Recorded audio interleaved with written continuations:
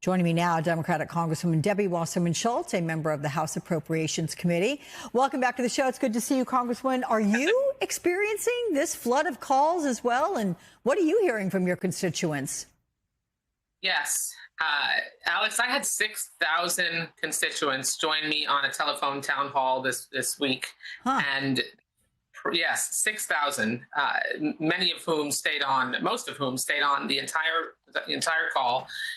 And their deep concern is that Donald Trump has allowed an unelected billionaire, Elon Musk, to rummage around in government agency, in the Treasury Department, really rummaging around their personal private information, their taxpayer records, their Social Security information, perhaps their healthcare records. It's unclear, but alongside that, yesterday, the Trump administration, Trump himself, called for billions of dollars immediately being cut in medical research. I mean, the kinds of medical research that has helped us make progress in Alzheimer's and cancer and HIV and hepatitis and so many different chronic diseases, that if you slash and burn the kind of funding that is necessary to make that kind of progress that saves lives, then there are going to be a lot of people who die.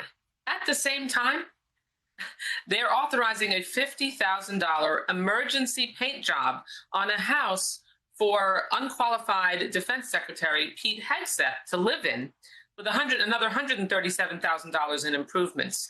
I mean, this is a millionaire. Why is he not paying for his own housing?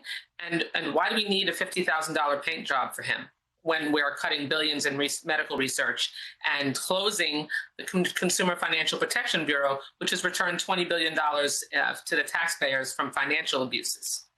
Yeah, I'm not even going to try to answer that question. So I'm going to ask you another one. NBC News spoke with a number of Democratic lawmakers who were struggling to keep up with the dizzying pace of Trump's actions in his first 3 weeks in office. And you posted a video this week on how Democrats are fighting back, and they're seeing wins in courtrooms. Is that the most effective way to fight back right now? This is a multi-level, all-hands-on-deck approach that we are taking as Democrats to fight Donald Trump. I have constituents who stopped me throughout this weekend who want to know what we're doing and who want to see us fighting back. In December, if you remember, we stopped them from a massive debt ceiling increase that would have encompassed Trump's entire presidency, because they're trying to make room for more billionaire tax cuts in their reconciliation package. We stopped that from happening because of Sunlight, because we banded together as Democrats and we refused to allow it to happen and wouldn't vote for the CR unless they relented, which they did. We made sure that the courts ended the possibility, at least for now, of Trump ending birthright citizenship. I mean, if you are born in this country, the Constitution says you're an American citizen, full stop.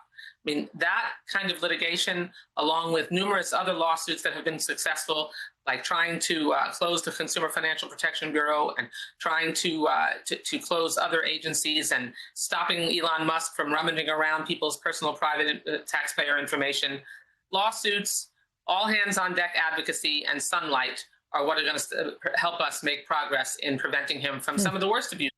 But the election will really be what finally stops him. Yeah, midterms. One more question is, Republicans are going to need Democratic votes next month at the March 14th government funding deadline. It's approaching there. What assurances would you need to make a deal with Republicans, or might we see a shutdown? Well, if there's a shutdown, that's it all is in the Republicans' court. I'll tell you, I mean, the worst example I've seen so far is the slashing of billions of dollars in medical research immediately. My own mother, I'm a breast cancer survivor. My grandmother in 1991 died of lung cancer after her diagnosis in a year and a half. In a few years ago, my mother died of lung cancer, but survived for 16 years after her diagnosis. That's from medical research. Donald Trump cannot be allowed to let people die, to steal taxpayer funds appropriated by Congress, to violate the Impoundment Act, and to make unconstitutional decisions without the input of Congress. And that's what's at stake leading up to March 14th. The Republicans have a decision to make. Do they want to make sure they follow the Constitution and take care and spend the taxpayer dollars according to the law, or do they want to bow and scrape to Donald Trump? The ball's in their court.